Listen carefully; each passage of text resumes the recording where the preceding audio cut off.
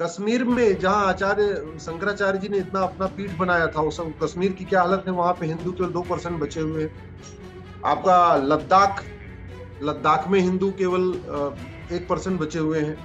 लक्षद्वीप में हिंदू केवल 2% बचे हुए हैं। नाम है ऑफेंस रिलेटिंग टू रिलीजन। अगर आपने किसी के रिलीजन के बारे में कुछ कह दिया तो मुकदमा दर्ज हो जाएगा।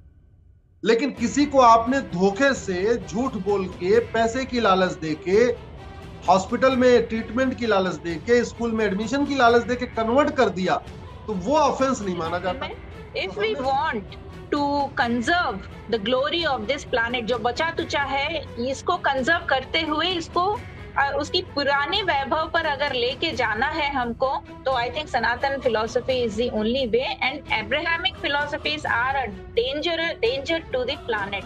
Why, as a Christian, as a practicing Christian, am I part of the PIL, where we have asked the Supreme Court to force the government or to take introspective action on the anti-conversion law.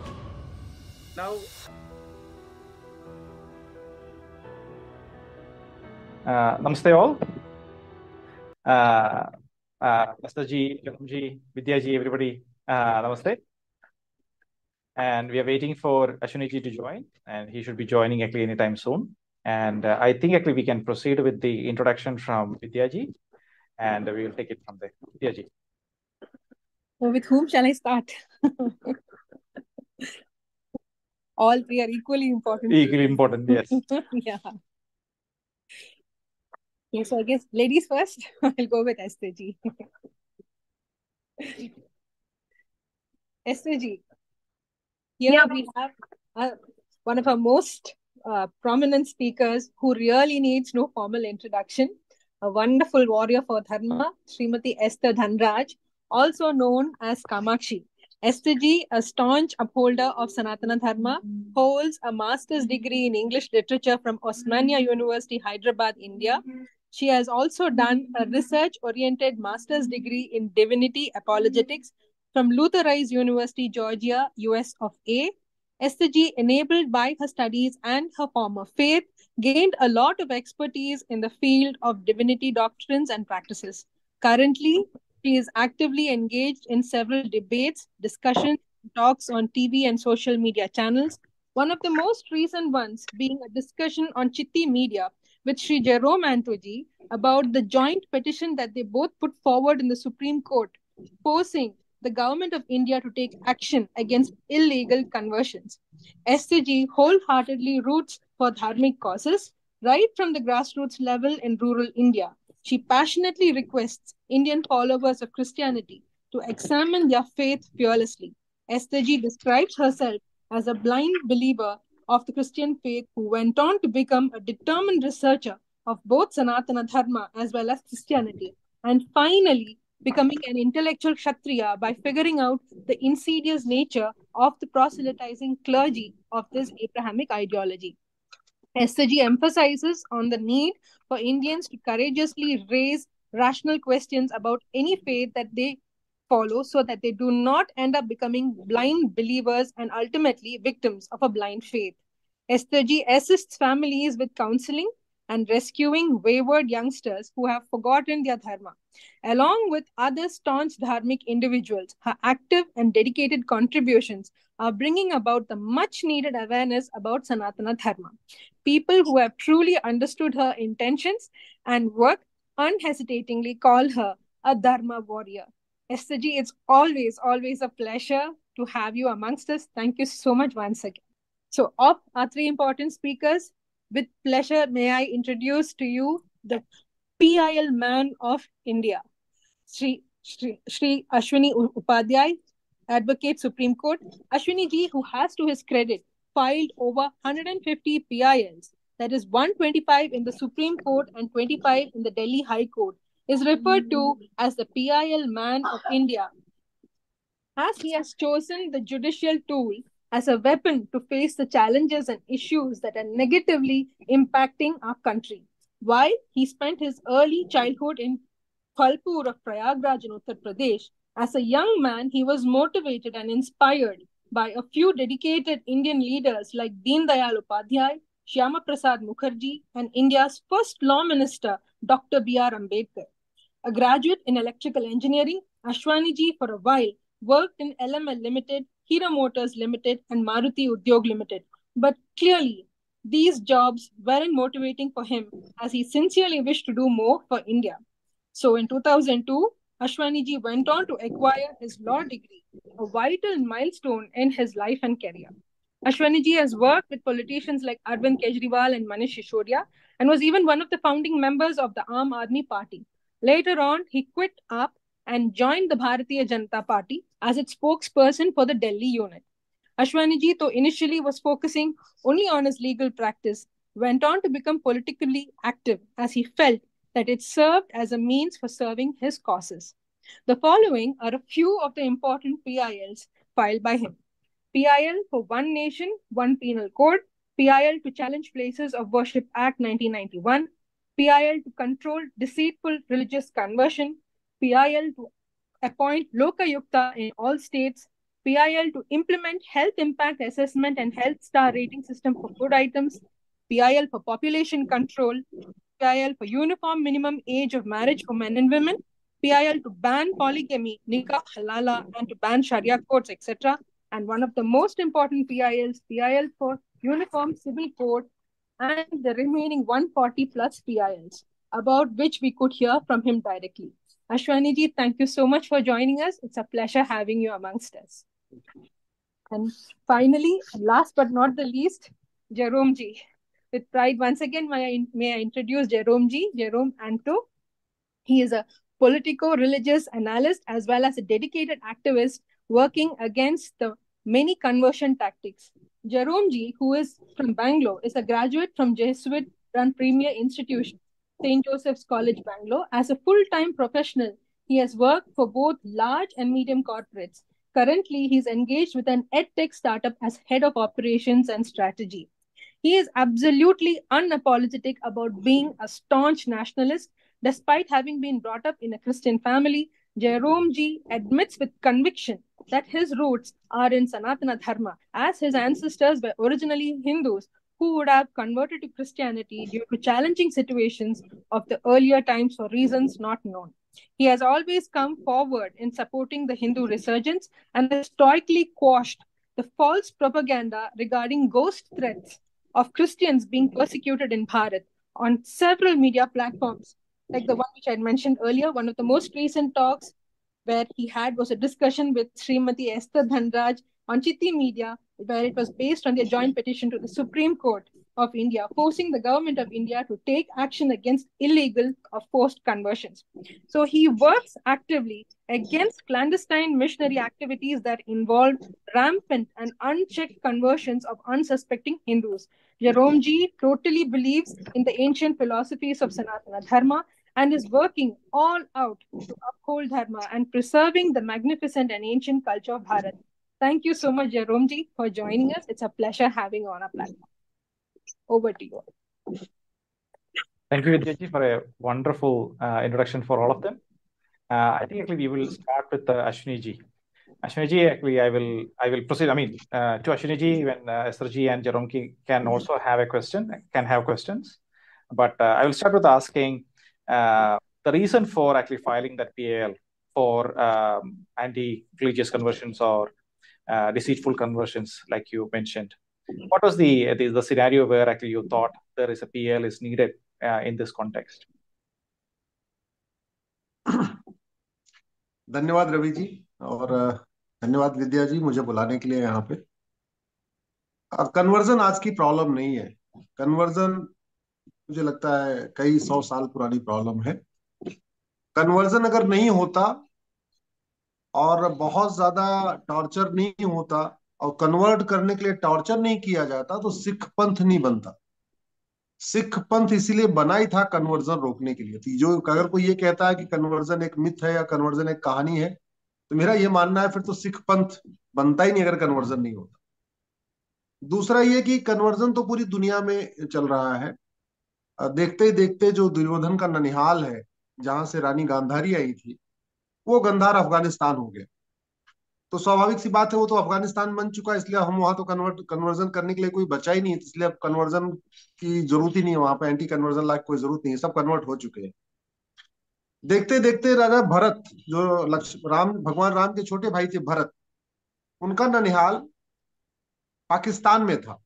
उनकी माता का नाम कैकेयी था। तो हमारे सनातन धर्म में बहुत अच्छा सिस्टम ये था कि राजकुमारी का नाम राज्य पे होता था, राजकुमार का नहीं। इसलिए आज की डेट में जो हम लोगों को सिखाया जाता है पूरी दुनिया में इक्वालिटी, जस्टिस, जेंडर इक्वालिटी, वो भारत के लिए अच्छा नहीं है, क्योंकि भारत में तो हजारों साल पहले ही कह दिया गया नारी तू नारायणी। क्योंकि हमारे यहाँ महिला पुरुष को बराबर नहीं मानते, बेटे और बेटी को बराबर नहीं मानते, बेटी को ऊपर माना जाता है, महिला को ऊपर माना जाता है। यहाँ नर तू नारायण नहीं कहते, लेकिन नारी तू नारायणी कहते हैं। तो वैसे ही एक एग्जाम्पल मैं आपको बता रहा हूँ कि हमारे देश में राजकुमारों का नाम राज्य पे नहीं होता था, राजकुमारियों का नाम राज्य पे होता था। जैसे गंधार एक राज्य था तो उसकी राजकुमारी का नाम गांधारी, कुंतल एक राजकुमार राज्य था, उसकी राजकुमारी का नाम कुंती, कौशल एक राजकुमारी था, राज्य था, उसकी राजकुमारी का नाम कौशल्या, पांचाल एक राज्य था तो राजकुमारी का नाम पांचाली, जिसको हम द्रौपदी कहते हैं। तो ये हमारे देश की परंपरा रही सनातन धर्म में। और हमारे त्योहार में भी देख लीजिए, किसी भी त्योहार में बच्चे की पूजा नहीं होती है, लेकिन बेटियों की पूजा होती है नवरात्रे में। ये हमारा कल्चर रहा, सिस्टम रहा है। तो देखते ही देखते वो कैके, जहां से रानी कैकेयी आई थी, जो राजा भरत का ननिहाल था, वो कैके भी पेशावर हो गया। तक्षशिला, जहां दुनिया का सबसे बड़ा रिसर्च सेंटर था, जहां सबसे बड़ा स्पिरिचुअल स्टडी होती थी, जहां आचार्य चाणक्य प्रोफेसर हुआ करते थे, जहां पूरे देश के राजा पढ़ने आते थे, इकोनॉमिक्स पढ़ने आते थे, पॉलिटिक्स पढ़ने आते थे तक्षशिला में। मतलब जहां पे पहले, आज की डेट में तो अनपढ़ अनाड़ी गंवार सब सांसद विधायक बन जाते हैं, पहले मंत्री बनने के लिए मिनिमम क्वालिफिकेशन होती थी। इवन चंद्रगुप्त तक ये सिस्टम था पूरा। तो जिन जिन जिनको मंत्री बनना होता था, सभासद बन, उसको सभासद भी कहते थे, जो मतलब जो लोग उनके मंत्रिमंडल के पार्ट होते थे, उन सब के लिए मिनिमम क्वालिफिकेशन सेट थी। सामान्यतया सारे राजाओं के बच्चे वहीं तक्षशिला में पढ़ने आते थे। वो तक्षशिला देखते देखते रावलपिंडी हो चुका है, आपका कुंभा देखते देखते काबुल हो गया। तो ऐसे दुनिया में, पूरे देश में, पूरी दुनिया में कन्वर्जन हुआ है। खासतौर पे पिछले 2000 साल में बहुत तेजी के साथ शुरू हुआ। वो कन्वर्जन बढ़ा और छठवीं सातवीं शताब्दी के बाद और तेजी से शुरू हो चुका। और कन्वर्ट होते होते सिचुएशन ये हो गई है कि पूरी दुनिया से सनातन धर्म नहीं खत्म हुआ, बल्कि भारत के 9 राज्यों से भी खत्म हो गया। कश्मीर में जहां आचार्य शंकराचार्य जी ने इतना अपना पीठ बनाया था, वो सब कश्मीर की क्या हालत है, वहां पे हिंदू केवल 2% बचे हुए हैं। आपका लद्दाख, लद्दाख में हिंदू केवल 1% बचे हुए हैं। लक्षद्वीप में हिंदू केवल 2% बचे हुए हैं। मिजोरम में हिंदू केवल 2% है। नागालैंड में हिंदू केवल 8% है। तो अगर आप स्टेट वाइज देखिए तो भारत के 9 राज्यों में भी हिंदू माइनॉरिटी हो चुके हैं। अगर आप डिस्ट्रिक्ट वाइज देखिए तो भारत में टोटल 766 डिस्ट्रिक्ट हैं, 766, 766।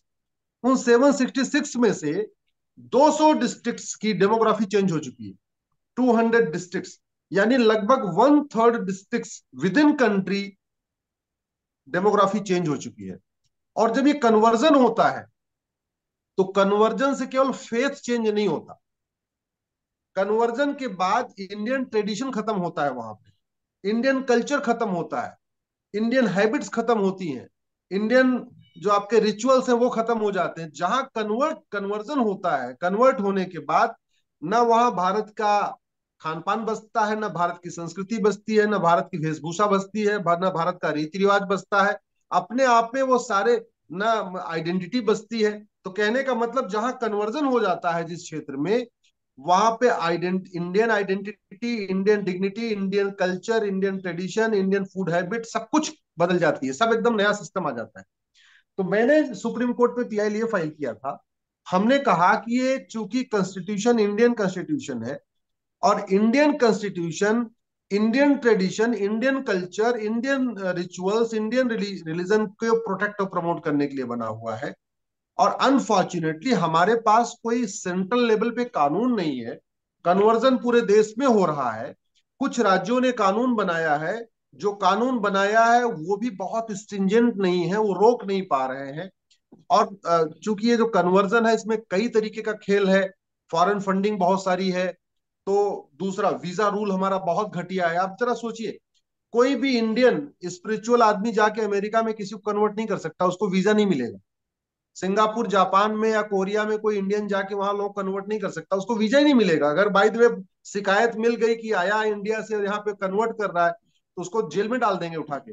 हमारे देश का भगवान जाने कैसा वीजा सिस्टम है कि लोग अमेरिका यूरोप से चलते हैं, दिल्ली में लैंड करते हैं एयरपोर्ट पे, और झाबुआ पहुंच जाते हैं या कंधमाल पहुंच जाते हैं या उड़ीसा पहुंच जाते हैं, और वो वहीं पर रह जाते हैं, वहीं पे कन्वर्जन करते रहते हैं, और गवर्नमेंट को पता ही नहीं चलता। ये सिचुएशन हो गई है।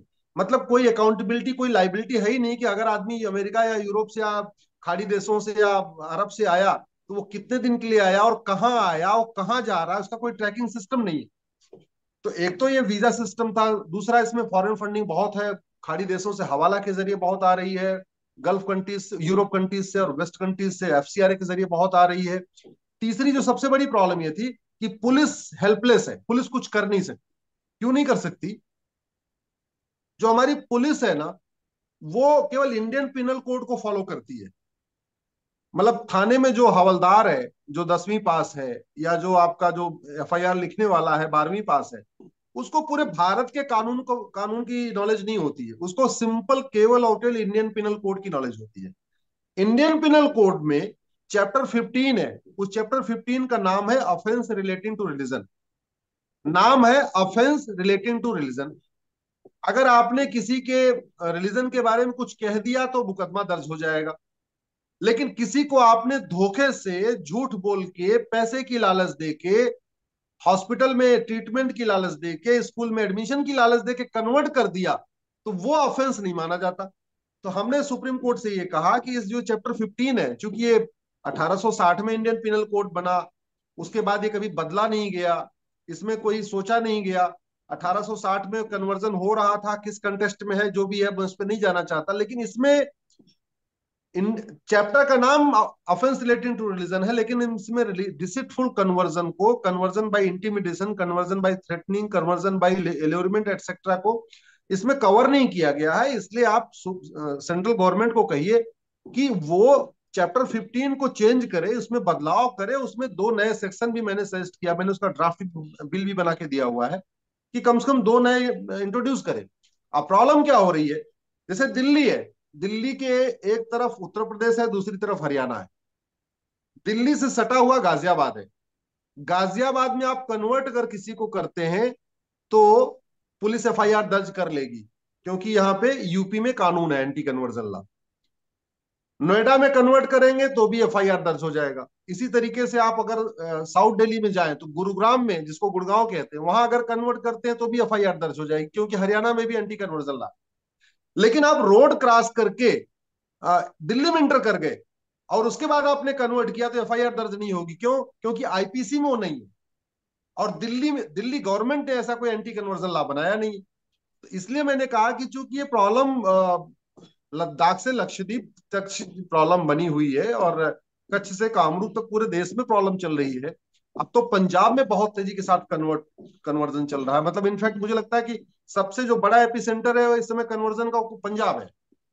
क्योंकि नॉर्थ ईस्ट तो पूरा कन्वर्ट हो चुका है, आपके बिहार में भी बहुत बड़ा पार्ट में कन्वर्जन हो चुका है, झारखंड में भी बहुत बड़े हिस्से में कन्वर्जन हो चुका है, उड़ीसा के बहुत बड़े हिस्से में कन्वर्जन हो चुका है, छत्तीसगढ़ के बहुत बड़े हिस्से में कन्वर्जन हो चुका है।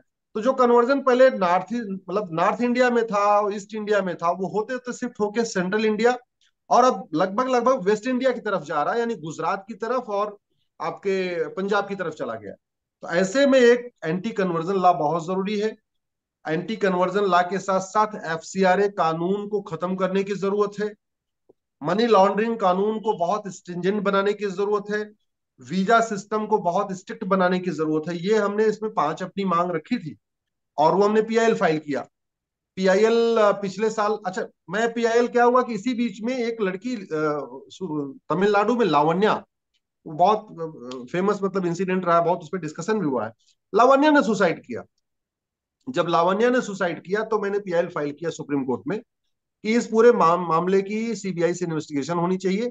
और फिर मैंने ये जो 5 अपना बताया कि ये होना चाहिए।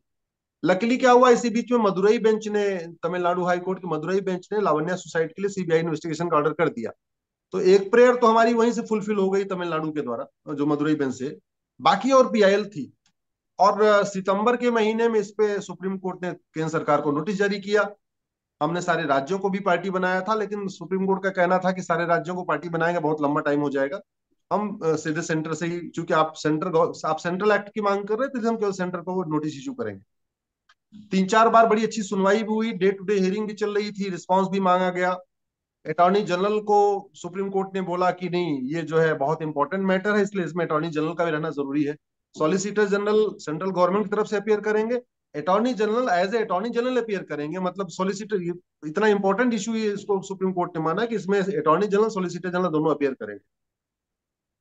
इस बीच में बहुत चालाकी के साथ इसमें कई सारी इंटरवेंशन फाइल की गई अपोज करने के लिए, और उसमें बड़े दिग्गज वकीलों को उतारा गया। मैं नाम नहीं लेना चाहूंगा, उसमें कुछ फॉर्मर कैबिनेट मिनिस्टर भी हैं, बड़े बड़े सीनियर एडवोकेट्स हैं, उनको उतारा गया। किसी ने बोला कि इन्होंने एलिगेशन लगाया ये गलत है, किसी ने बोला कि ये जो लगाया ये गलत है, किसी ने बोला कि पैरा नंबर 26 में जो बात, मतलब कुल मिला के एक टेक्निकल वो लिए गए कि पैरा नंबर 26 में जो एलिगेशन है ये गलत है। कोई दूसरे एक ने पीएल फाइल किया, पैरा नंबर 30 में जो एलिगेशन लगाया है वो गलत है। मैंने फिर सुप्रीम कोर्ट के सामने बुक्स वर रखी। सीताराम गोयल की किताब है, मैंने उसको रखा। इनफैक्ट एक बहुत अच्छी किताब अरुण शौरी जी ने लिखा हुआ है कन्वर्जन के ऊपर, मैंने उसकी कॉपी रखी। और भी करीब 10 किताबें, मैंने 10 किताबों का सेट मैंने मंगाया। तो सारी 10 किताबों का मैंने उनके मेहरोत्रा जी की एक किताब है, राजीव मेहरोत्रा जी की, उसमें बड़ी अच्छी किताब है। साई दीपक ने एक किताब लिखा, ऐसे मैंने बहुत करी सारी किताबें रखी वहां पे। वो मैटर चल रहा है। अनफॉर्चुनेटली इस पे जो काम पार्लियामेंट में होना चाहिए था वो नहीं हो पाया। मैंने बहुत सारे सांसदों को कहा कि आप इस पे प्राइवेट मेंबर बिल पेश करिए, ये सेंट्रल एक्ट जरूरी है, इस बात को सब लोग एडमिट करते हैं। इंडियन पिनल कोड कब बदलेगा मुझे नहीं पता, कब आएगा। कम से कम जब तक पूरे इंडियन पिनल कोड की ओवरऑलिंग होगी और नया इंडियन पिनल कोड आएगा, तब तक आप कम से कम एक इसमें 2 सेक्शन जुड़वा दीजिए, जिससे कि इमीडिएटली एक कन्वर्जन पे एक ब्रेक लग जाए।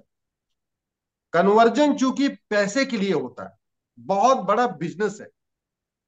मेरी जो कैलकुलेशन है कि लगभग 50,000 करोड़ पर ईयर इसमें पैसा आता है।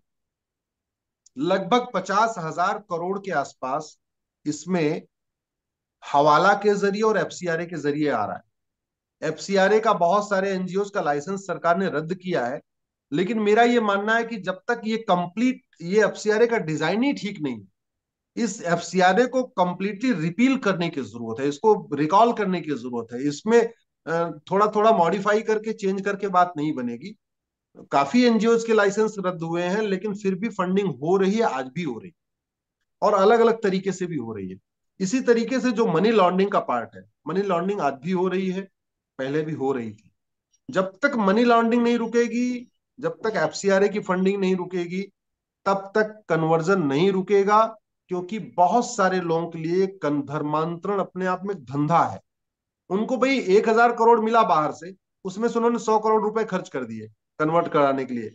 अपना लिस्ट भेज दिया, अपने जो उनके आका है उनको भेज दिया, भाई अपने फला फला एरिया में इतने लोग कन्वर्ट कर दिया, तो उनको 900 रुपए, तो 900 करोड़ बच गए उनके। कहने का मतलब लगभग जिन लोगों के लिए कन्वर्जन एक धंधा है, वो 10% यहाँ खर्च करते हैं, बाकी 90% खुद ही डकार जाते हैं। इसलिए कन्वर्जन करने वालों के पास बड़े बड़े इस समय होटल बन गए हैं, उनके पास बड़ी मर्सिडीज जैसी कारें हो चुकी हैं। बहुत सारे कन्वर्जन कराने वालों ने तो दिल्ली के आसपास फार्म हाउस खरीद रखे हैं। मैं कुछ ऐसे लोगों को भी जानता हूँ जिन्होंने फार्म हाउस खरीदा हुआ है। कुछ बहुत सारे कन्वर्जन कराने वालों ने ऑस्ट्रेलिया वगैरह में अपने फार्म हाउस खरीद लिए, वो इंडिया में रहते हैं, इंडिया में कन्वर्जन कराते हैं, लेकिन इतना पैसा उन्होंने कन्वर्जन से कमा लिया कि बाहर वो जाके वहां पे अपना भी काम कर रहे हैं। तो एक तो बाहर का जो पैसा है उसको रोकने की जरूरत है।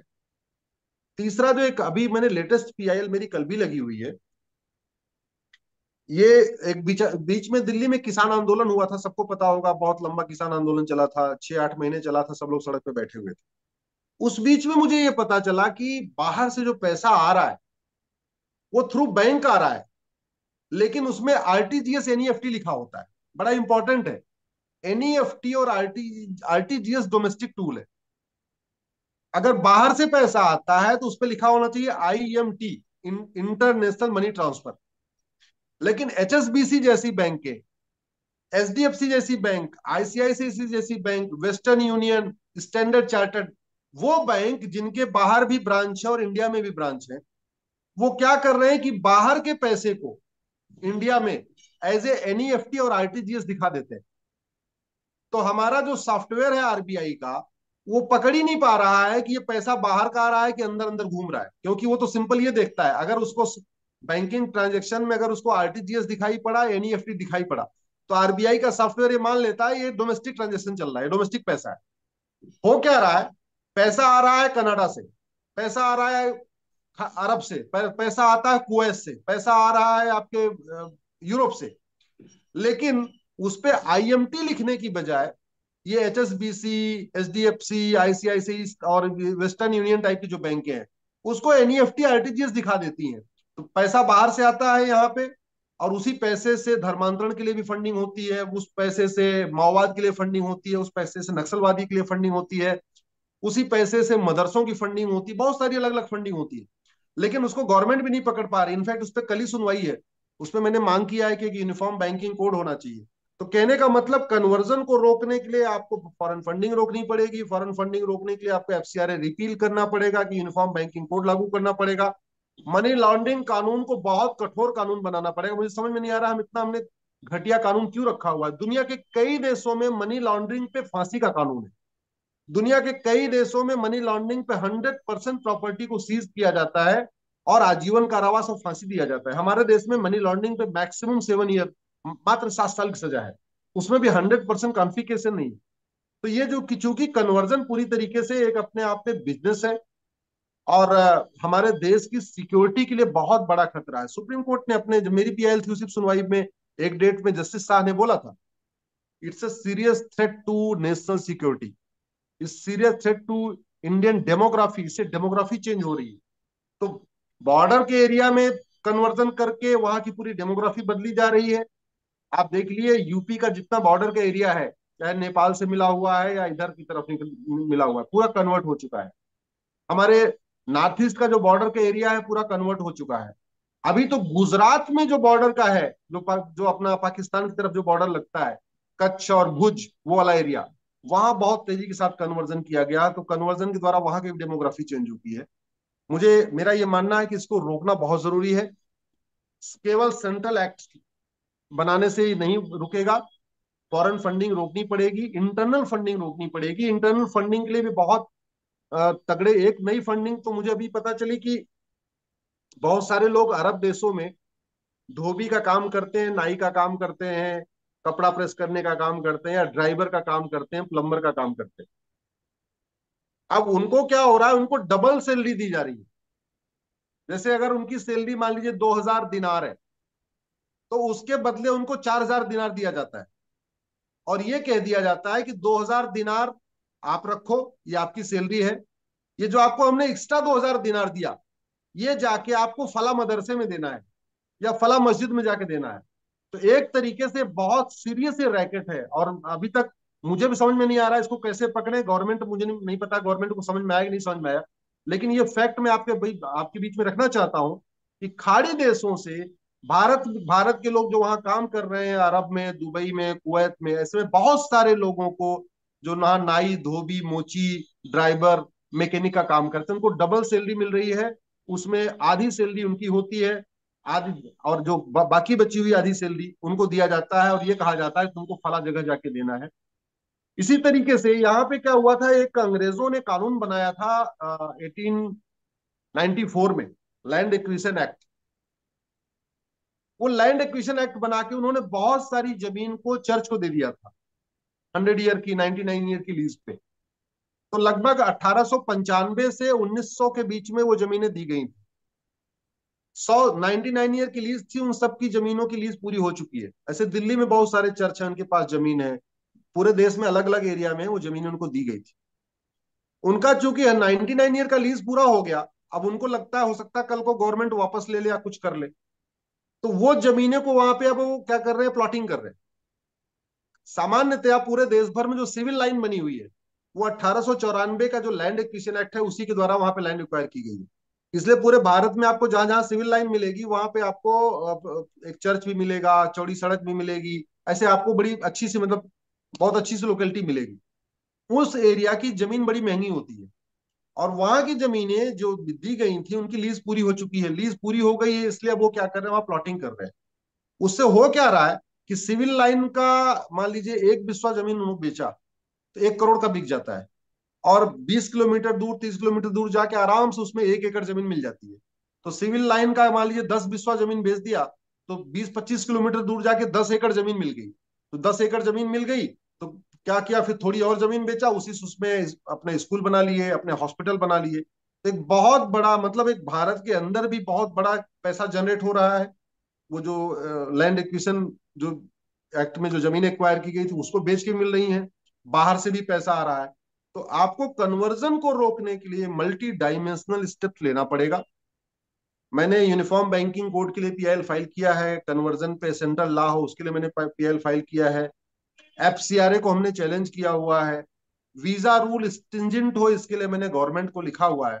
लेकिन मेरा ये मानना है कि जितने ज्यादा लोग इस पे लिखेंगे, क्योंकि देखिए समस्या का समाधान दो ही जगह से होना है, या तो सुप्रीम कोर्ट से होना या तो संसद से होना। ज्यादातर समस्याओं का समाधान संसद से होना है, क्योंकि सुप्रीम कोर्ट कह देता है भी ये हमारा काम नहीं है, कानून बनाना हमारा काम नहीं है, तो सरकार का काम है। लेकिन संसद और सुप्रीम कोर्ट को जगाने का दो तरीका है, एक है सड़क, दूसरा है सोशल मीडिया। सड़क पे बार बार नहीं उतर सकते, जल्दी जल्दी उतर नहीं सकते, लेकिन कम से कम सोशल मीडिया में काम हम कर सकते हैं। सोशल मीडिया में लिख सकते हैं, सोशल मीडिया में वीडियो बना के शेयर कर सकते हैं। और इसके अलावा जो सबसे मैं रिक्वेस्ट कर रहा हूं, आज की डेट में सारे सांसदों का और विधायकों का ईमेल आईडी वेबसाइट पे पड़ा हुआ है। जो अगर विधायक है तो उसका वहां विधानसभा की वेबसाइट पे मोबाइल नंबर भी है, ईमेल आईडी भी है। अगर वो सांसद है तो लोकसभा के वेबसाइट पे उसका मोबाइल नंबर भी है, ईमेल आईडी। अगर भारत के लोग, राष्ट्रप्रिय लोग जो राष्ट्र को चाहते हैं, भारत की संस्कृति बची रहे, भारत का कल्चर ऐसे ही बना रहे, सब लोग केवल इतना तय कर लें कि हमको महीने में एक सांसद से मिलना है, और नहीं मिल सकते तो उसको फोन करना है, उसको एसएमएस करना है, उसको व्हाट्सअप करना है, उसको ईमेल करना है, उसको ट्विटर पे टैग करना है, जैसे भी है उसको हर तरीके से कांटेक्ट करना है। आप कल्पना करिए, भारत में टोटल 900 सांसद हैं लोकसभा राज्यसभा मिला के, और 150 करोड़ की पॉपुलेशन है। इसमें से केवल 1 करोड़ लोग ये तय कर लें कि हमको एक एक सांसद को लिखना है, फोन करना है, एसएमएस करना है, व्हाट्सएप करना है, ट्विटर पे टैग करना है। अब जब किसी सांसद के पास रोज 10 व्हाट्सएप आएगा, भाई फला वाला कानून कब, एंटी कन्वर्जन लॉ कब बनेगा, किसी सांसद के पास 10 एसएमएस आ जाए रोज, 2 4 6 10 20 फोन आ जाए, 4 से 10 लोग पर्सनली जाके मिले, तो मुझे लगता है उनके ऊपर एक प्रेशर क्रिएट होगा, और फिर वो पार्लियामेंट में भी बोलेंगे कि भैया देखो मेरा हमारा जीना मुश्किल हो गया, हमारे पास रोज लोग फोन करते रहते हैं, एसएमएस करते रहते हैं, ईमेल करते रहते हैं, ट्विटर पे टैग करते रहते हैं, ये कानून बनना चाहिए।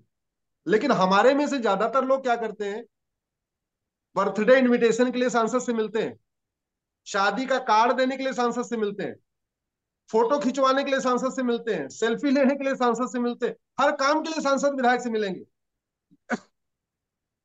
लेकिन राष्ट्रहित के कार्य के लिए सांसद विधायक से नहीं मिलते हैं, और मिलते भी हैं तो फोटो खिंचवा लेते हैं, कहते नहीं है इस डर के मारे क्या पता नाराज हो जाए। अरे भैया सांसद विधायक नाराज हो क्या कर लेंगे, आप उनसे क्या मांगने जा रहे हो, आप उनको यही तो बताने जा रहे हो भैया देखो ये एरिया है, इसमें इस कानून की जरूरत है, इसको बदलने की जरूरत है। और रवि जी मेरा ये मानना है, भारत की 80% समस्याओं का समाधान कानून बदल के किया जा सकता है, और कानून बदलने की, कानून बनाने की कोई लागत नहीं आती। एक एयरपोर्ट बनाने में 50,000 करोड़ खर्च होता है, और मुश्किल से 1 करोड़ लोगों को फायदा होता है। एक एयरपोर्ट पे मुश्किल से 1 करोड़ लोग ट्रेवल करते हैं।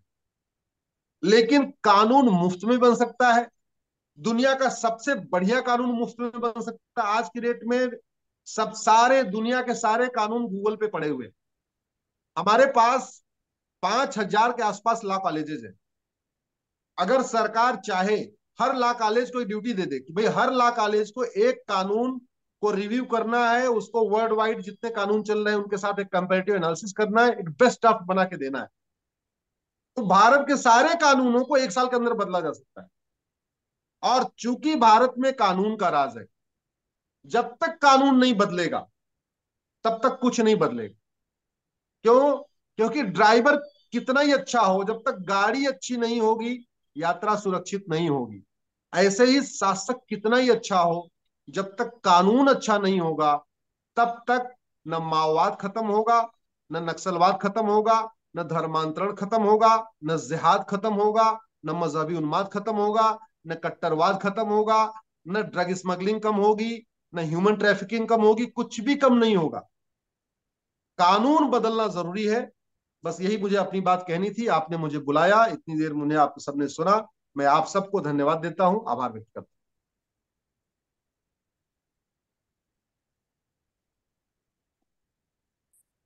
Thank you. Ravi, we can't hear you. Sorry.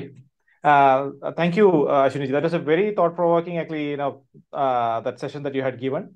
A lot of points were given. Actually, some of them, actually, I'm hearing it for the first time. And some of the things were actually very out of box. Like, actually, law colleges could actually review laws and everything is really out of the box thinking. Before you go, SRG and Jerome ji, actually, if you have any questions for him.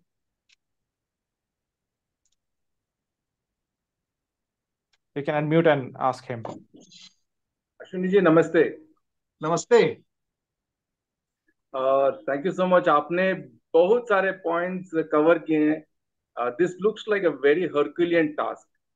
If you actually look at it, if we look at every problem in our nation, it appears that it is the constitution, and I know that you have spoken extensively on this, because when I look back at the constitution also, ये जो constitution जो हमने बनाया वो different parts of the world था, यहाँ से लिया वहां से लिया, which was not contextual to the Indian way of life. And I also remember reading that the Hindu Sabha during the Constitution Assembly had actually proposed it, but I think it was rubbished off. Now we all know that this is going to be the biggest problem. We have spent 75 years now. Do you think it is possible for a complete overhaul of the Constitution? It's going to be a very Herculean task. It is going to shake the very system. कैसे करेंगे? देखिए, एक 125 amendment तो हो चुके हैं, तो 400 इसमें आर्टिकल है, उसमें 125 अमेंडमेंट हो चुका है लगभग, मतलब 30% इसमें ऑलरेडी पहले ही चेंज चीजें हो चुकी हैं। लेकिन आपका जो सवाल है, मैं उसका जवाब सवाल से ही देता हूं। क्या ये कॉन्स्टिट्यूशन इंडियन कल्चर को प्रोटेक्ट कर रहा है? क्या ये कल्चर, ये हमारा भारत का कॉन्स्टिट्यूशन इंडियन ट्रेडिशन को प्रोटेक्ट कर रहा है, इंडियन लैंग्वेजेस को प्रोटेक्ट कर रहा है, इंडियन ट्रेडिशंस को प्रोटेक्ट कर रहा है? उत्तर आप लोगों को खुद ही सोचना है, क्या कर रहा है कि नहीं कर रहा है। ये कॉन्स्टिट्यूशन भारतीयों के लिए, हम लोगों के लिए, हम लोग इस कॉन्स्टिट्यूशन के लिए नहीं है। जो लोग कहते हैं ना कि नहीं नहीं we are govern by the constitution, no we are, अरे भैया, दुनिया का कोई भी कॉन्स्टिट्यूशन वो वहां के रीति रिवाज, वहां की परंपरा, वहां के ज्ञान विज्ञान, वहां के लिए होता है। ये भारत का संविधान है, ये ना अरब का संविधान है, ना अमेरिका का संविधान है, ना ये यूरोप का संविधान है। और भारत का संविधान अगर भारतीय रीति रिवाज को प्रोटेक्ट न कर पाए, भारत की परंपरा को प्रोटेक्ट न कर पाए, भारत की वेशभूषा को प्रोटेक्ट न कर पाए, भारत के ज्ञान विज्ञान को प्रोटेक्ट न कर पाए, भारतीय जो जीवन दर्शन उसको प्रोटेक्ट नहीं कर पा रहा है, तो ये सोचने की बात है। आखिर क्या, एक बात जरूर मैं कहना चाहूंगा, आम के पेड़ को अगर बबूल के पेड़ के बराबर आप कंपेयर करोगे तो प्रॉब्लम बनी रहेगी। जैसे ये कहता है कॉन्स्टिट्यूशन कि भाई ठीक है, सबको इक्वेलिटी है, सबको धार्मिक आजादी है, तो सवाल ये है, सर्वधर्म समभाव क्या सभी किताबों में लिखा है? क्या वसुधैव कुटुंबकम क्या सभी किताबों में लिखा है? क्या नारी तू नारायणी क्या सभी किताबों में लिखा है? क्या सबका साथ सबका विकास क्या सभी किताबों में लिखा है? क्या अगर जब सबको पता है कि वसुधैव कुटुंबकम केवल सनातन धर्म ही सिखाता है, नारी तू नारायणी केवल सनातन धर्म ही सिखाता है, या सर्वधर्म संभाव ये केवल सनातन धर्म सिखाता है, सब खुशहाल रहे, धर्म की जय हो, अधर्म का नाश हो, प्राणियों में सद्भावना हो, विश्व का कल्याण हो, ये केवल सनातन धर्म सिखाता है, तो फिर हम आम और बबूल को जो इक्वल ट्रीट कर रहे हैं ना, वो ठीक नहीं है, वो गलत है। इसलिए हमें सोचना पड़ेगा कि ये कहां तक सक्सेस हो रहा है। और मेरा सीधा सीधा ये बात, हमारा ये मानना है, अगर बीमारी ठीक नहीं हो रही है तो उसका दो ही कारण होता है, या तो डॉक्टर ठीक नहीं है या तो दवा ठीक नहीं है। तो अगर भारत में माओवाद भी बना हुआ है, नक्सलवाद भी चल रहा है, धर्मांतरण भी हो रहा है, मजहबी उन्माद भी है, जिहाद भी है, कट्टरवाद भी है, सब कुछ चल रहा है, लोगों को न्याय नहीं मिल रहा है, 20 साल 30 साल 40 साल लोगों को अपनी जमीन के लिए लड़ना पड़ता है, अपना मकान खाली कराने के लिए 50 साल लड़ना पड़ता है, तो इसका मतलब दो ही है, या तो डॉक्टर ठीक नहीं है या तो दवा ठीक नहीं है, या तो ड्राइवर ठीक नहीं है या तो गाड़ी ठीक नहीं है, या तो मिस्त्री ठीक नहीं है या तो बिल्डिंग मटेरियल ठीक नहीं है। कुछ न कुछ तो गड़बड़ है। क्या गड़बड़ है ये आप सब सोचिए। धन्यवाद, आपने तो I think you told very clearly. Thank you so much. Esther ji. Ashwini ji नमस्ते। नमस्ते नमस्ते। आपने कहा कि सभी को अगर हम करोड़ लोग एक साथ मिलके हमारे Esther ji, just her a second. महीने Esther ji, actually you have to mute the Zoom and talk on the Clubhouse. Unmute on the Clubhouse. Unmute. In Clubhouse, it's on mute. या सो अश्विनी जी नमस्ते। सबसे पहले तो जी बहुत नमस्ते। अच्छा लगा आपका आपके विचार सुन के। तो बहुत ही क्लियरली आपने कई सारे चीज बताई है, बट एक बात आपने कही है कि करोड़ लोग अगर एक साथ आके ये तय कर ले कि हर महीना हम एक सांसद से मिलेंगे और we will push for change in laws, तो इन करोड़ लोगों में बाकी पंथ के लोग भी आते हैं ना? सब आते हैं। तो एस्तर जी, क्या ये दिक्कत नहीं हो जाएगी? नहीं नहीं एस्तर जी, मैं कह रहा हूं कि बाहर नहीं, जैसे मान लीजिए आप मुंबई में हैं, तो आप केवल मुंबई में जिस एरिया में रहती हैं आप उसी अपने सांसद से मिलिए, वो किसी पार्टी का हो, क्या फर्क पड़ता है। हम कह रहे हैं किसी भी पार्टी का हो, अल्टीमेटली जो भारत का सांसद है वो बीजेपी का हो, शिवसेना का हो, कांग्रेस का हो, जिसका भी हो, एज ए पार्लियामेंटेरियन उसको वेतन भत्ता, गाड़ी बंगला, pension, security guard, free air ticket, free rail ticket किस लिए मिलता है? केवल अपने पार्टी की गुणगान करने के लिए, अपने पार्टी का काम करने के लिए, या संविधान के अनुसार भारत की संस्कृति की रक्षा करने के लिए, या भारत की परंपरा की रक्षा के लिए, या संविधान में बचे हुए प्रावधानों को लागू करने के लिए? इस कॉन्स्टिट्यूशन में पॉपुलेशन कंट्रोल लिखा हुआ है शेड्यूल 7 में। हमारे सांसद क्यों नहीं उसमें बोलते हैं? हमारा कॉन्स्टिट्यूशन आर्टिकल 351 कहता है कि इस देश के सभी लोगों को संस्कृत आनी चाहिए, उस पर कोई पार्लियामेंट्रियन बात ही नहीं करता।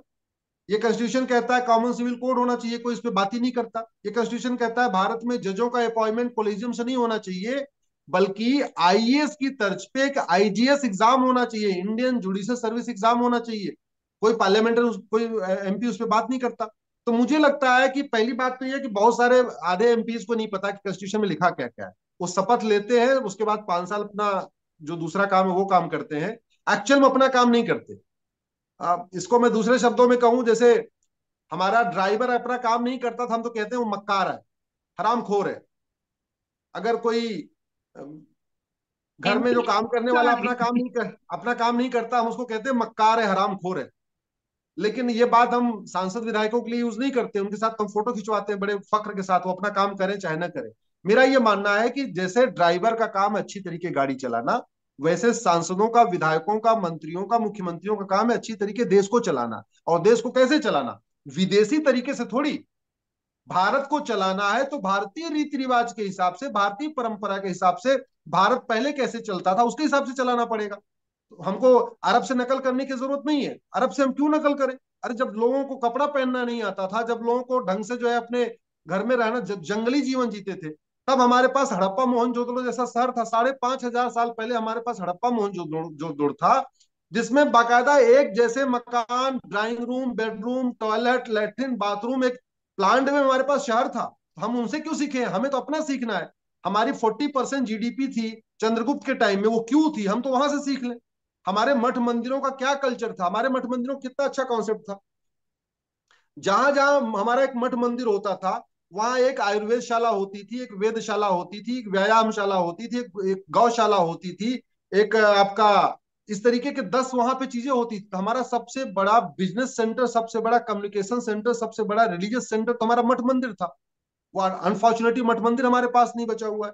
तो मुझे लगता है ऐसे विषयों पे जब तक हम लोग छोटी छोटी टोली बना के, जैसे आप जहां भी, रवि जी जहां भी बैठे हैं, मैं कह रहा हूं महीने में एक बार 10-15 लोग, 20 लोग इकट्ठा होके, भले ही 50 किलोमीटर जाना पड़े सांसद के घर तक, भले ही 25 किलोमीटर जाना पड़े, ये भी हो सकता है एक बार जाने पर न मिले, 2 बार जाने पर न मिले, कोई बात नहीं, नहीं मिला, हम लोग अपने घर के लिए काम करते हैं, शादी विवाह में छुट्टियां लेते हैं, बाकी काम के लिए छुट्टियां करते हैं, घूमने टहलने के लिए छुट्टियां करते हैं। तो राष्ट्र के लिए, देश के लिए छुट्टी कर सकते हैं, छुट्टी नहीं कर सकते तो कम से कम जो लोग इतना तो कर सकते हैं। आज की डेट में आउट गोइंग फ्री है, एसएमएस फ्री है, डाटा अनलिमिटेड हो चुका है, ईमेल सबके पास है, कम से कम ईमेल, व्हाट्सएप, बाकी चीजें यूज कर सकते हैं इस पे। तो एक तरफ से आप बोल रहे हैं कि आजकल एमपीस को ही पता नहीं है हमारे कॉन्स्टिट्यूशन में लिखा क्या है, तो आम जनता को उनको सिखाना पड़ेगा, इसका मतलब है। और उससे पहले भी आई थिंक आम जनता को समझना पड़ेगा कि कॉन्स्टिट्यूशन में आखिर लिखा क्या है, और हर किसी को एक टेक्स्ट बुक के तौर पे कॉन्स्टिट्यूशन को पढ़ना आज के दिन की बहुत सबसे जरूरी क्रिया बन जानी चाहिए फॉर आम एस्तर जी, जनता। देखिए एस्तर जी, मेरा आपको मैं बताऊं, मेरा ये मानना है कि कल्चरल वॉर बहुत पहले से था। पहले देव दानव लड़ते थे, देवासुर संग्राम हुआ था, मानव राक्षस लड़ते थे, ये पहले था। आज की डेट में वो रिलीजियस वॉर हो चुका है। ये कल्चरल वॉर बहुत पहले से था। पहले रिलीजन नहीं थे फिर भी था, आज की डेट में रिलीजन हो गया तो भी है। ये बात सनातन धर्म की नहीं है, ये बात ह्यूमैनिटी की है। क्योंकि हम ये देख रहे हैं जहां जहां सनातन धर्म खत्म हुआ है, वहां सबसे बड़ा विक्टिम कौन है, सबसे ज्यादा परेशान कौन है, सबसे ज्यादा टॉर्चर कौन है? महिलाएं। आखिर अफगानिस्तान में पुरुष उतने परेशान नहीं है, महिलाएं परेशान है। पाकिस्तान में पुरुष नहीं परेशान है, महिलाएं परेशान है। सीरिया में पुरुष उतने परेशान नहीं है, महिलाएं परेशान है। आपके यमन में पुरुष उतने परेशान नहीं, महिलाएं परेशान है। ये आपको समझना पड़ेगा। सनातन धर्म मजबूत होगा तो कहते नहीं सबका कल्याण होगा, लेकिन महिलाओं का विशेष कल्याण होगा। सनातन जहां धर्म जहां कमजोर होगा, वहां पे भूखहाली मतलब बदहाली आएगी, बाकी तो आएगी आएगी, लेकिन बहन बेटियां कहते नहीं कैद खाने में कैद हो जाएंगी, वो जेल में बंद हो जाएंगी। उनका वो उनको इक्वल ट्रीट नहीं किया जाता। आप बताइए कि कहाँ पे इक्वल ट्रीट किया जाता है? चलो ठीक है, अमेरिका यूरोप में इक्वल ट्रीट किया जाता है, लेकिन हमारा तो कॉन्सेप्ट इक्वलिटी का है ही नहीं है। हम तो कहते हैं नारी तू नारायणी। हम तो कहते हैं कि जो बेटी है वो बेटे से ऊपर है। हम तो कहते हैं जो बहू है वो बेटे से ऊपर है। हम तो कह रहे हैं माँ जो है वो पिता से ऊपर है। ऐसे कल्चर में ये जो पूरे दुनिया में कल्चरल वॉर चल रहा है, और उसका इंडिया में भी चल रहा है, और इसको बड़े अच्छी तरीके से आप विष्णु पुराण अगर पढ़िए, विष्णु पुराण जो लोग नहीं पढ़ सकते, मैं तो कहूंगा विष्णु पुराण धारावाहिक देखिए। ये बी आर चोपड़ा ने जब महाभारत बनाया था, महाभारत के बाद उन्होंने विष्णु पुराण बनाया था, धारावाहिक है, 40 या 45 एपिसोड है उसमें। उसको देखने से आपको पता चल जाएगा कि कल्चरल वॉर बहुत पहले से है, डे वन से है, जब से ये अर्थ बना है तब से है। आज वो उसका तरीका बदल गया, वो हिंदू मुस्लिम हो गया या हिंदू क्रिश्चियन हो गया है, उसका रूप बदल गया है। कल्चरल वॉर बहुत पहले से रहा है। So more than religious war, I would say this is a war of the narratives, war of yes, ideologies, war of yes, philosophies. Yes, yes, yes, yes, yes. Yes yes. Otherwise, और क्योंकि otherwise, आपने सनातन धर्म की superior होने की बात जो कही है कि केवल सनातन धर्म में ही विमेन आर, मैं थोड़ा इंग्लिश में बात करती हूँ for the benefit of the view audience. तो yes, Ashwini ji, you have just talked about the superiority of Sanatan philosophy as opposed to the Abrahamic philosophies. So you pointed out to the position of women in Sanatan society. I also want to bring to the notice of the audience that recently in Oscars, the best documentary was given to to a documentary film based on elephants. It's called the Elephant Whisperers. Now this is about a family, a very conservative Hindu family, very much rooted in Murti Pujan, and thinking of seeing God in every other species. So this is the theme of that documentary. It's just 40 minutes documentary, और इसमें एक message जाता है कि it is only when you look at other species as yourself, see yourself in other species, see God in other species, only then this earth has a bright future. Only then earth and the wildlife and flora and fauna of this planet will be conserved. जो हमने abuse किया है, I think this comes from the Abrahamic philosophy of dominionism on everything else. Everything is made for human consumption. ऐसा है, this is the philosophy of Abrahamic religions. So the Bible says कि हर चीज जो भी है वो सब ह्यूमन कंजम्पशन के लिए बना है, but Sanatan philosophy is the only philosophy which gives the equal दर्जा as humans to all the species, चाहे वो insects हो, चाहे वो एनिमल्स हो, बर्ड्स हो, पेड़ पौधे हो, rivers हो, mountains हो, minerals हो. So all these things, everything else coexists along with human beings, and it is not, these things are not made for just human consumption. They are made to be preserved and loved and nurtured. So this is taught only in Sanatan philosophy. And जो ये theme जिस documentary में है, that documentary won the Oscars.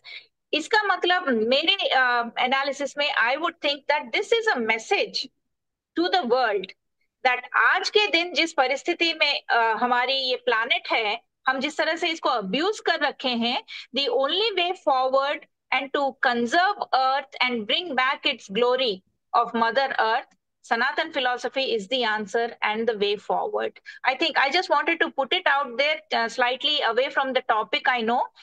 But क्योंकि Sanatan philosophy में उपाध्याय जी ने ही talked about the position of women, I would say it's not just about position of women.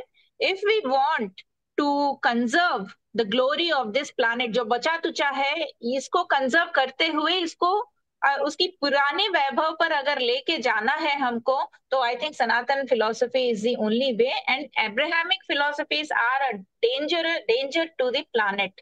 Not just India, I would say danger to the planet. Yes. मैं उसमें दो बातें add करूंगा आपको.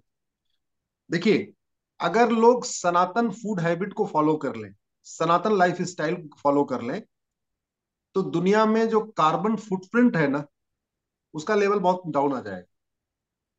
Air pollution, water pollution, noise pollution की problem बहुत कम हो जाएगी, जो पूरी दुनिया में इस समय पोल्यूशन की प्रॉब्लम आ रही है.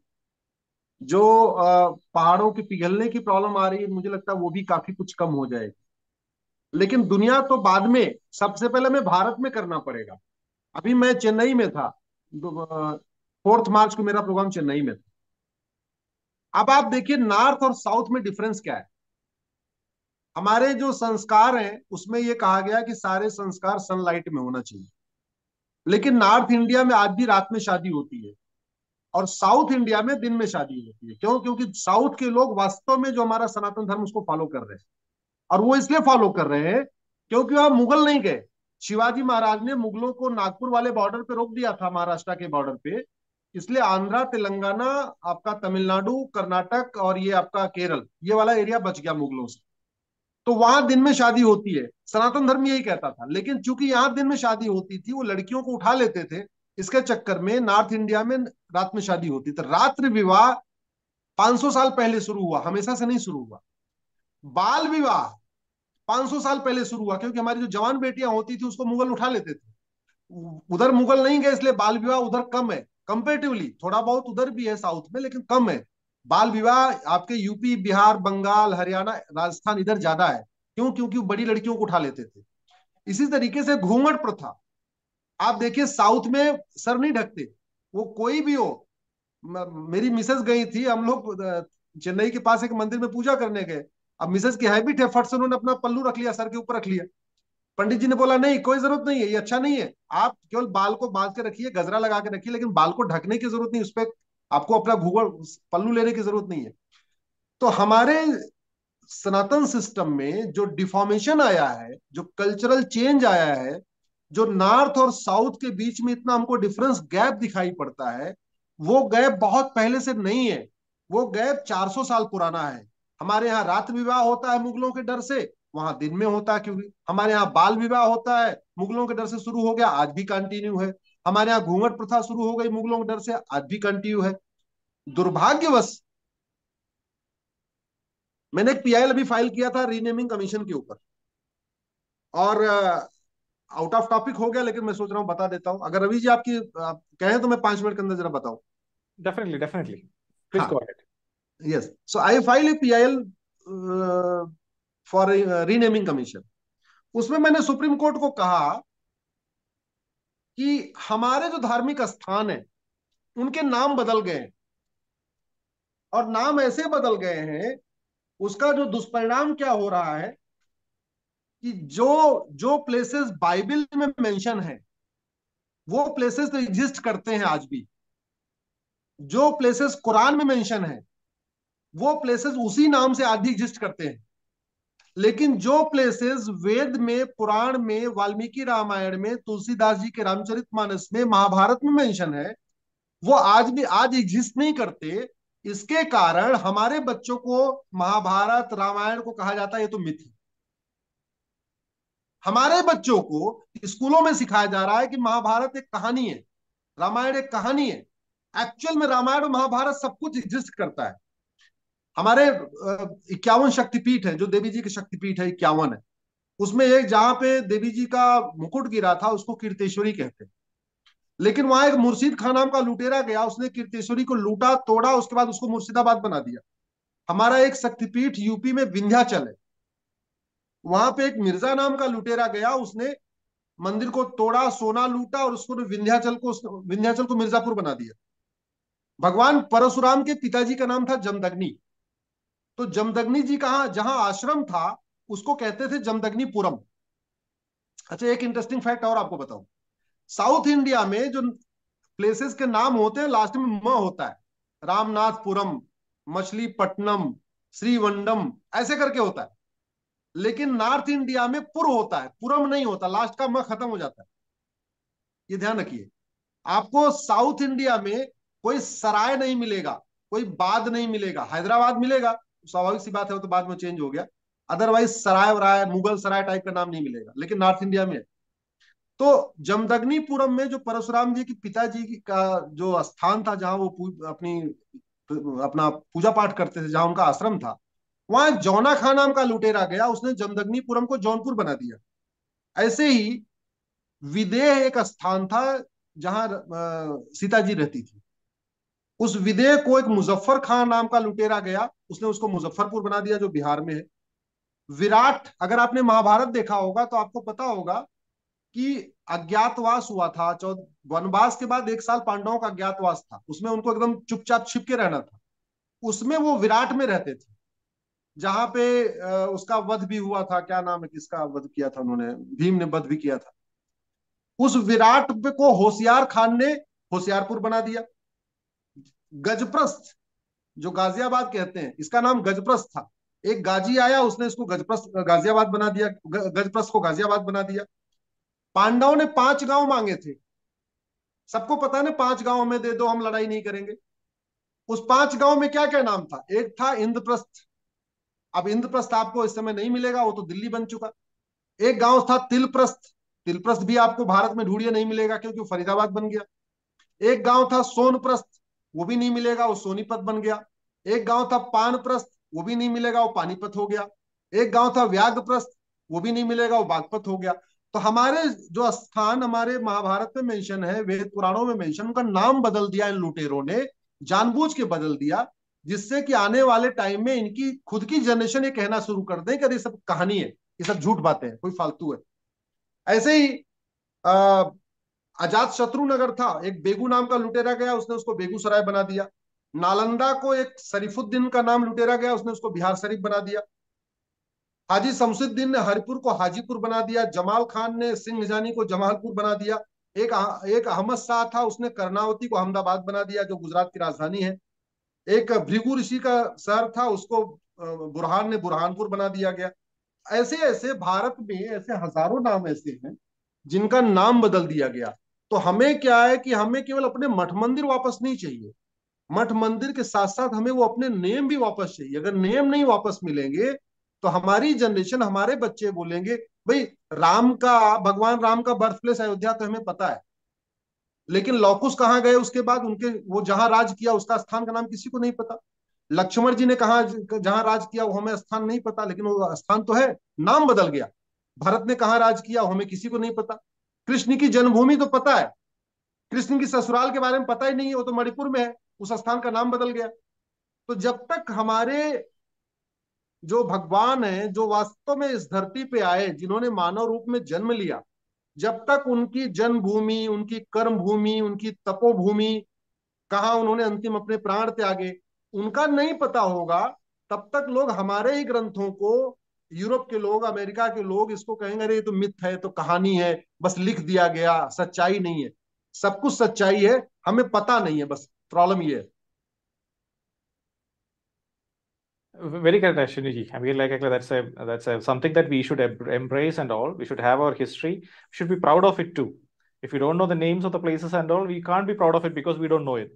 Yes. Absolutely right. Yes. Ashwini ji, I know that actually you're busy and you may not be able to be with us actually all the time.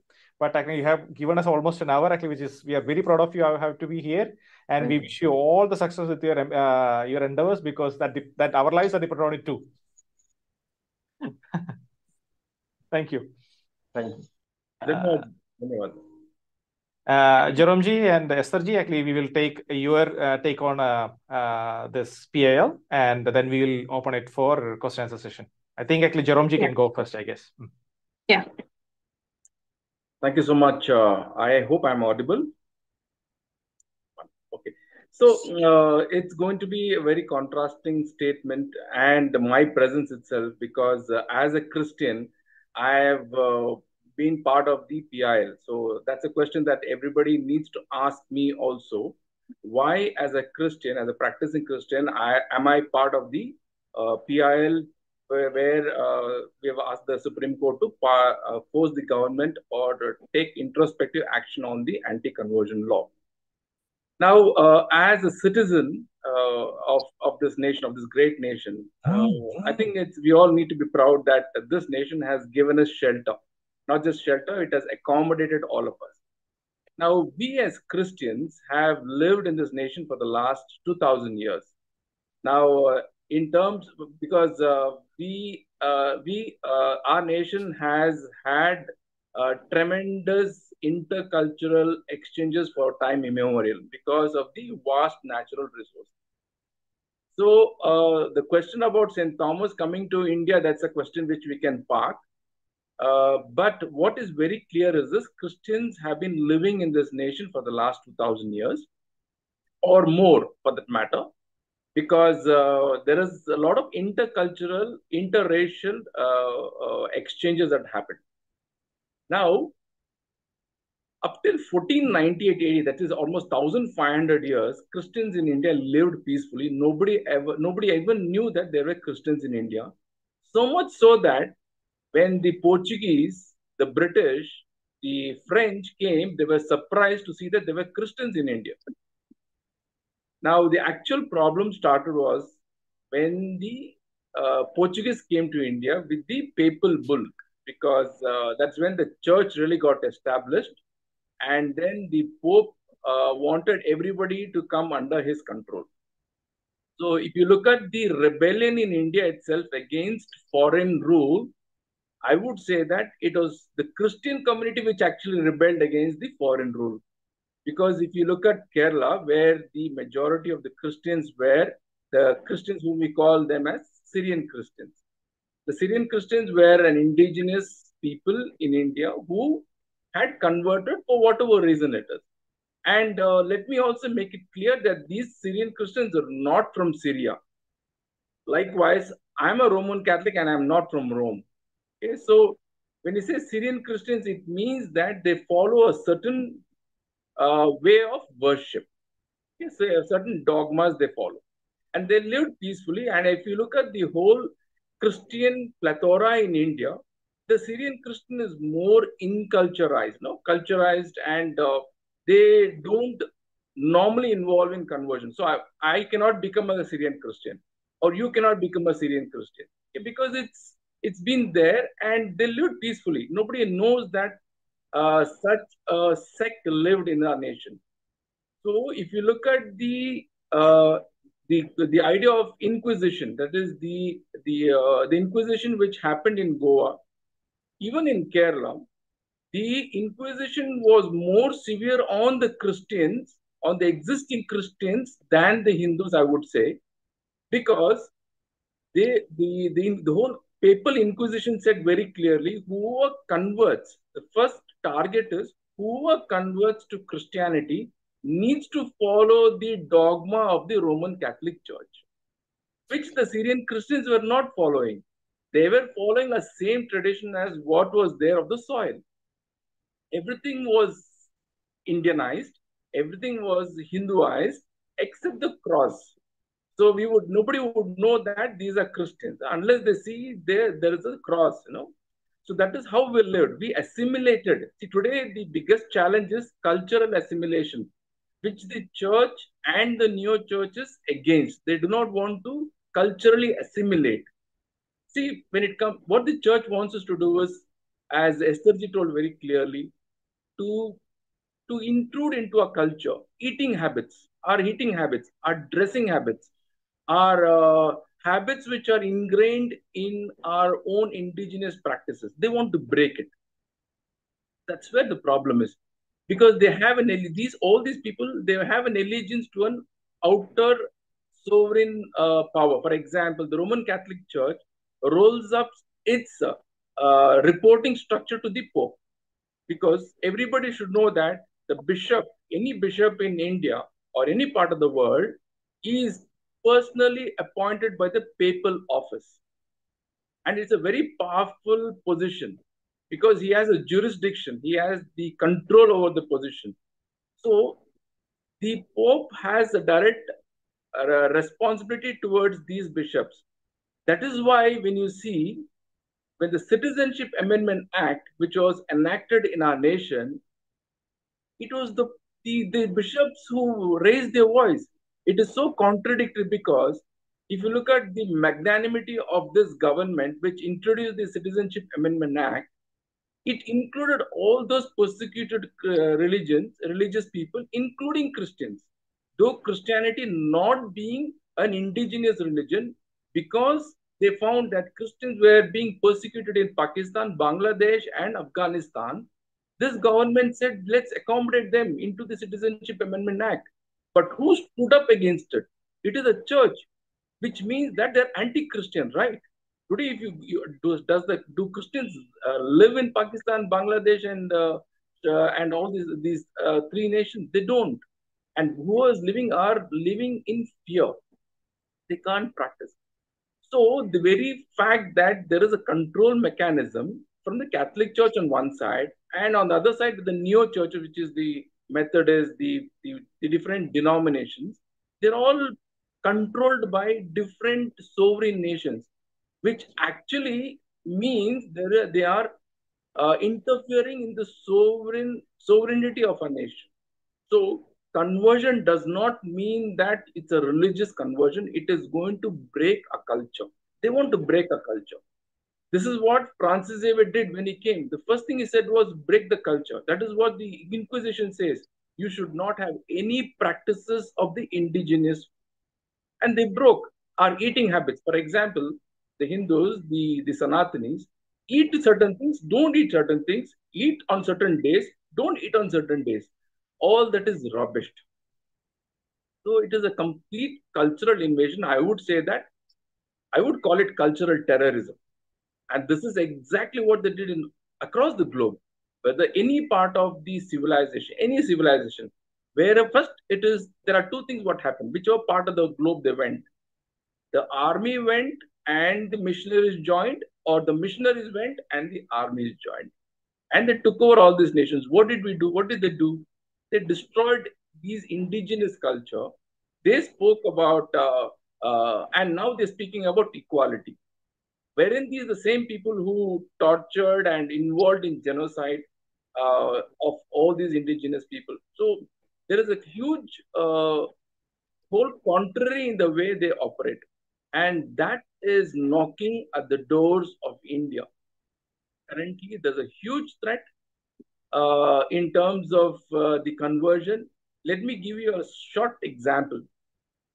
Halal meat was nobody knew about halal meat until recently. There's an awakening that happened. But when did halal meat really propel into India?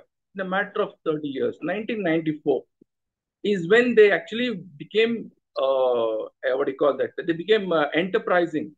Incidentally, I worked for an international fast food restaurant, one of the fast food restaurants in Bangalore.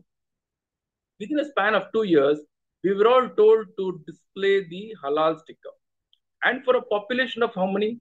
13 to 14% of people, we all had to comply to halal meat. Today, I'm sure all of us know that 95 to 98% of the meat industry is controlled by the halal industry. And we were not aware of it, right under our own feet. So every action is to say, I would say, take control economically, politically, and socially. And the first stepping stone is religion. Once they convert into, once they get you converted, then society changes. With society changes, the person who is going to be nominated to the political leadership changes. And then there's economic control. Like Ashwini ji said, 200 odd districts have already become, Hindus have become minority. In Bangalore itself, there are several demographical changes that happened, and they're not in a hurry. There's no hurry in changing the demography. It's a very calculated, very meticulously planned activity. Once they intrude, the whole, I'm talking about the Abrahamic religion, they just spread in a very meticulous way, so much so that in a matter of 10 years or 20 years, the leadership changes.